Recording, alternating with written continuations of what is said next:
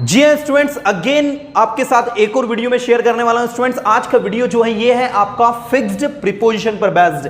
Fixed prepositions students की demand पर ये वीडियो मैं अपलोड कर रहा हूं क्योंकि स्टूडेंट्स काफी ज्यादा कंफ्यूज होते हैं कि सर कुछ प्रीपोजिशंस जो होती है कुछ स्पेशल वर्ब के साथ ही लगती है, कुछ स्पेशल फ्रेजेस के साथ ही लगती है, क्या कॉम्प्लिकेटेड चीजें हैं। तो आज के इस सेशन में आपको मैं बताने वाला हूं फिक्स्ड प्रीपोजिशंस और ये इसकी सीरीज फर्स्ट है। मैं इसकी पूरी 5 सीरीज अपलोड करने वाला हूं। तो इस फर्स्ट सीरीज में आज मैं आपको एड प्रीपोजिशन डिटेल्ड एक्सप्लेन करने वाला हूं। साथ ही अगर आप YouTube चैनल पर नए हैं और आपने हमारे पुराने प्रीपोजिशन की वीडियो नहीं देखे तो आई बटन को प्रेस करके उन वीडियोस को भी देख सकते हैं। और अगर आप जीरो से इंग्लिश सीखना चाहते हैं फर्स्ट डे से तो आई बटन को प्रेस करेंगे आप, वहां पर आपको फर्स्ट डे के वीडियोस मिल जाएंगे। स्टूडेंट्स हम इस सेशन को स्टार्ट करते हैं। Let's start the video.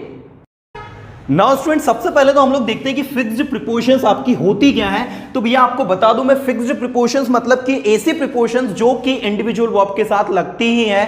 आज के सेशन में मैं आपको पढ़ाने वाला हूं फिक्स्ड प्रीपोजिशन में एट। उससे पहले आपको बता दूं, जैसे आपने कहा गोइंग, तो आप बोलते हैं गोइंग टू मार्केट, तो देखो आपने यहां टू लगाया। गोइंग विथ राम, तो यहां गोइंग के साथ आपने विथ लगाया।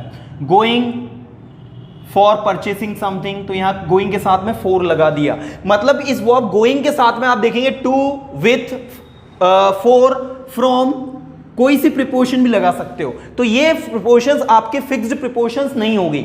लेकिन आज जो प्रीपोजिशन मैं पढ़ाने वाला हूं आपको, जैसे हो गई एट, ये एट प्रीपोजिशन कुछ ऐसे स्पेसिफिक वर्ब है और कुछ ऐसे स्पेसिफिक आपके फ्रेजेस हैं जिनके साथ में इनका उपयोग होता है और आपको इसको लर्न करना है, याद रखना है कि वो क्या क्या सिचुएशंस हैं। तो सबसे पहले आज मैं आपको बताने वाला हूं फिक्स्ड प्रीपोजिशंस में एट किसके साथ में, वर्ब्स के साथ में। कुछ स्पेसिफिक वर्ब यहां पर लिखी है, आप देख सकते हैं। Laugh, arrive, knock, surprise, wonder, astonish, तीनों के साथ में एम, जियो, land and wait.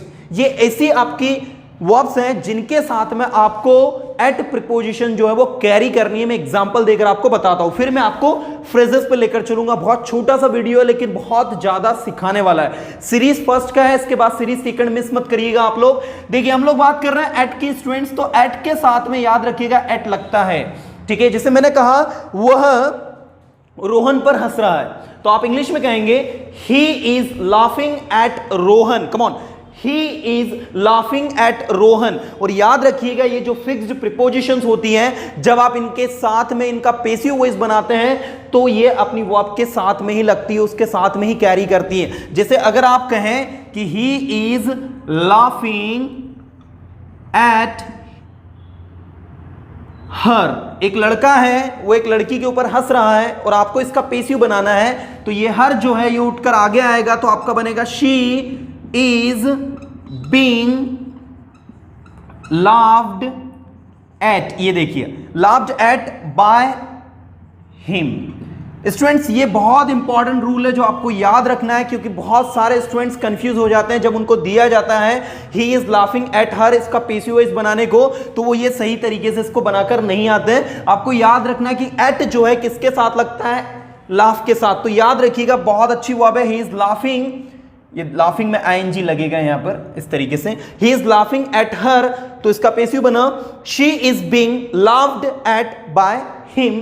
That is the exact answer students. तो सबसे पहली वर्ब हम लोगों ने पढ़ी लाफ, जिसके साथ हमने लगाया एट।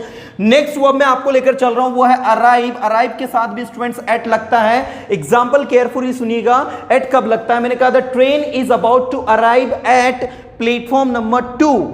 ट्रेन जो है प्लेटफॉर्म नंबर 2 पर आने वाली है, so that is arrive at. लेकिन अगर कहीं बड़े शहर में कोई चीज आ रही है, पहुंचने वाली है, बड़े शहर के बारे में बात करेंगे, तो वहां फिर आपको इन लगाना है। ये छोटा सा पॉइंट है जो आपको याद रखना है, राइट। जिसे मैंने कहा वह इंदौर पहुंचने वाला है, तो he is arriving at Indore नहीं होगा, इन इंदौर, राइट। तो बड़े शहर की बात अगर हम कर रहे हैं तो वहां पर आपको इन लगाना है, लेकिन किसी जगह को उससे जोड़ दिया आपने, स्पेसिफिक प्लेस को जोड़ दिया, तो वहां पर आपको एट लगाना है। Point to be noted. तो अराइव के साथ एट लगता है। दूसरा नॉक जो होता है खटखटाना, है ना, उसके साथ भी एट लगता है। मैंने कहा दरवाजे पर कोई खटखटा रहा है, दरवाजा कोई खटखटा रहा है, someone is knocking at the door, right, someone is knocking at the door. और जब इसका भी आप पैसिव वॉइस बनाएंगे स्टूडेंट्स, तो ये एट उसके साथ में कैरी होगा। Door is knocked eight by someone, ठीक है, और खटखटा रहा है तो door is being knocked eight by someone, ये उसका पेसिव बन जाएगा। तो नॉक के साथ भी आपको एट लगाना है। देखो अभी मैं आगे आपको फ्रेजेस पर भी लेकर चल रहा हूं, केयरफुली सुनेंगे क्योंकि ऐसे फ्रेजेस है जिनका बहुत ज्यादा यूज होता है। सरप्राइज, वंडर और एस्टोनिश, तीनों का मतलब होता है स्टूडेंट्स आश्चर्य करना, और इन तीनों के साथ में आपको याद रखना है एट लगाना है। Surprise at, wonder at, astonish at, ठीक है। I your performance surprised, you can say that I surprise at your performance, I surprise at your performance, right. Your performance surprised me, ऐसा बोल सकते हो आप। बट जब आप परफॉर्मेंस की बात करोगे, सरप्राइज एट एनी परफॉर्मेंस, याद रखिएगा उसके साथ में आपको एट लगाना। Wonder at and astonish at, इन तीनों वर्ब के साथ में आपको क्या लगाना है, एट लगाना है। बहुत प्यारी वर्ब है, बहुत अच्छी वर्ब है, याद रखिएगा। नाउ नेक्स्ट है आपका एम। एम का मतलब आप समझते हो, एम का एक मतलब होता है लक्ष्य, जब वो नाउन का मतलब देता है, लेकिन एम का दूसरा एक जब वर्ब के रूप में आपने एम को यूज करते हो, राइट, तो वहां पर एट लगाते हैं हम उसके साथ में। जैसे मैंने कहा आपको एक पर्टिकुलर अपने जॉब को लक्ष्य जॉब के ऊपर लक्ष्य लगाना चाहिए, जॉब को अपना लक्ष्य बनाना चाहिए। तो you should aim at your job, you should aim at your work, you should aim at your spoken English, right. आपको अपनी इंग्लिश स्पोकन को एम एट करना है। एम एट करना है मतलब उसी को टारगेट बनाना है ना, याद रखिएगा। बहुत अच्छी अच्छी वर्ब सही है। इसके बाद एस्टोनिश हो गया था। जीयर, जीयर का मतलब होता है किसी को तंग करना, चिढ़ाना, परेशान करना, इसके साथ भी एट लगता है स्टूडेंट्स, याद रखिएगा। जीयर एट, है ना। लाफ एट, लाफ में भी हम किसी के ऊपर हंसते हैं तो लाफ के साथ भी एट लगा था, तो ऐसे ही जीयर के साथ भी आपको एट लगाना है, ठीक है। इसके बाद land, land at, land at आपने देखा होगा जब प्लेन जो होता है जमीन पर ऐसे करके लैंड करता है ना, तो लैंड एट, मैंने कहा the plane is landing at, the plane is landing at Mumbai, है ना। तो इस तरीके से मुंबई में प्लेन जो है क्या होने वाला है, लैंड होने वाला है। सो दैट इज लैंड के साथ में भी एट लगेगा आपका। उसके बाद वेट, वेट के साथ में एट, लेकिन वेट के साथ में आप कहोगे सर वेट के साथ तो फोर लगता है, लेकिन वेट फॉर समवन होता है, वेट फॉर समथिंग होता है, लेकिन वेट एट एनी प्लेस होता है स्टूडेंट्स। ये थोड़ा सा ध्यान रखेंगे आप लोग, है ना। जब आप कहीं पर वेट कर रहे हो किसी के आने का, जैसे आपने कहा I am waiting eight railway station for you, I am waiting eight railway station for you, मतलब आपके आने का वेट मैं कहां कर रहा हूं, रेलवे स्टेशन पर कर रहा हूं, तो प्लेस के साथ में भी एट लगता है। ऐसे तो और भी काफी सारी वर्ब है, लेकिन मैंने वही वर्ब्स लिए हैं जिनका बोलचाल की भाषा में यूज होता है, राइट। तो ये थोड़ा सा आप समझेंगे। ये फिक्स्ड वर्ब आप लोगों को आज मैंने एट पढ़ाई है। अब मैं आपको लेकर चल रहा हूं फ्रेजेस पर, राइट। और ये फ्रेजेस जो है बहुत इंपॉर्टेंट है, इनका बोलचाल की भाषा में बहुत ज्यादा यूज होता है, and that's why I would say to all of you कि आपको बहुत ही केयरफुली सुनना है स्टूडेंट्स।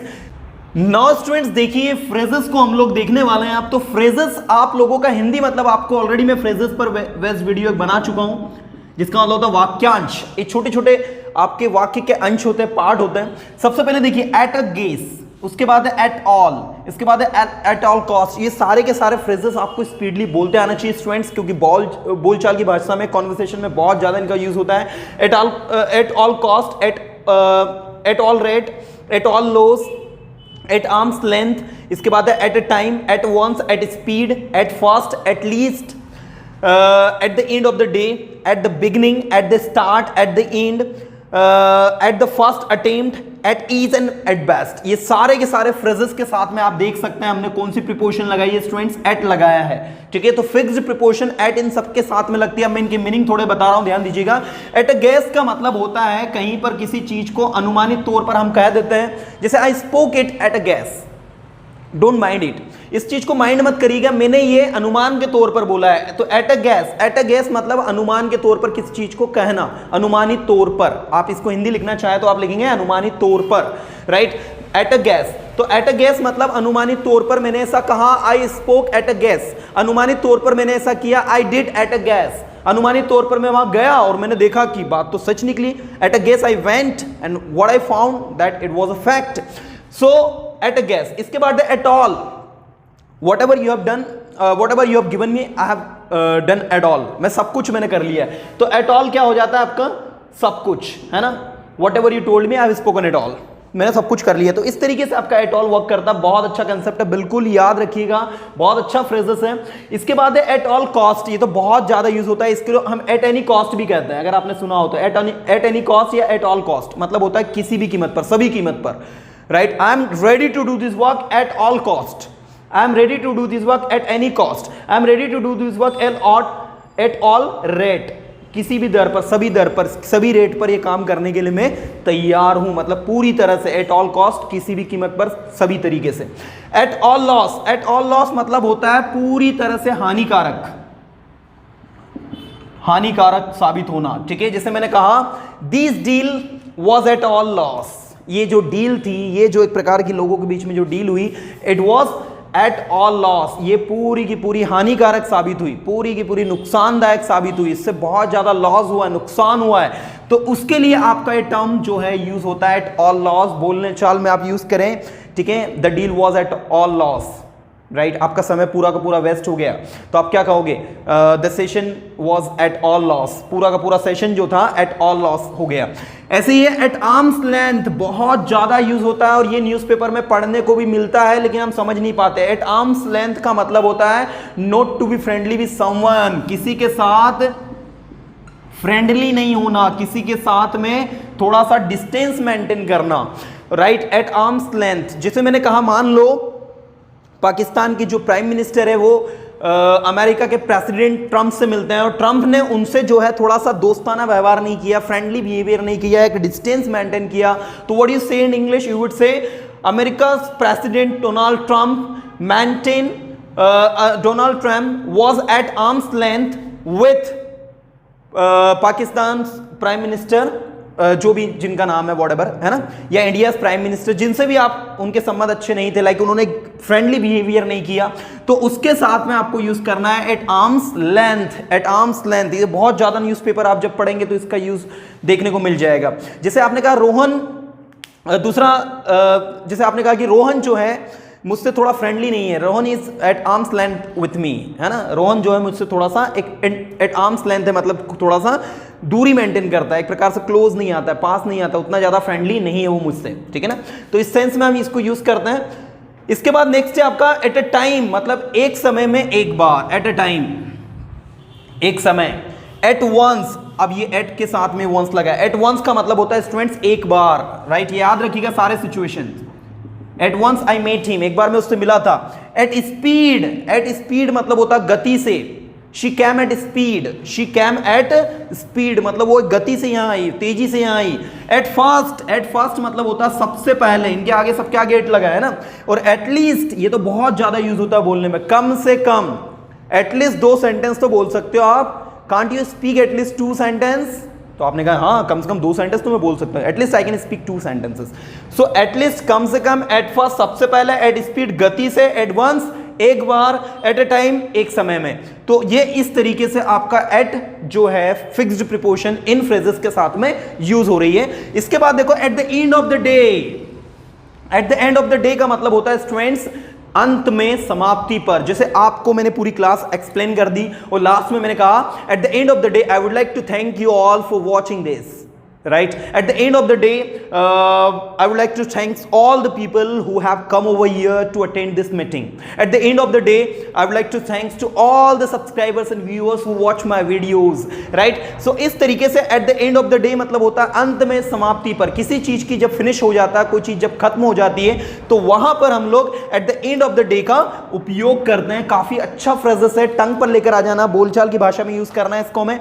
At the beginning, शुरुआत में, at the beginning I would like to thanks to all the people. शुरुआत में मैं सबसे पहले, at the beginning, first of all, आपने सुना होगा ये फ्रेजेस बहुत ज्यादा बोले जाते हैं। तो एट द बिगनिंग शुरुआत में, at the start, at the and.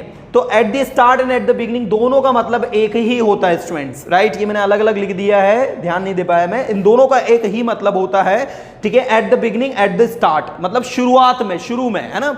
जैसे आपने कहा शुरुआत में, तो मैं सबसे पहले उन लोगों को थैंक्स करना चाहूंगा जिन्होंने मुझे डायरेक्टली इनडायरेक्टली सपोर्ट किया। So at the beginning I would like to thanks to all the people who have supported me directly indirectly. So इस तरीके से आप जो है इसको लर्न कर सकते हैं, बहुत ईजी है। The next we have at the end. At the end का मतलब होता है अंत में।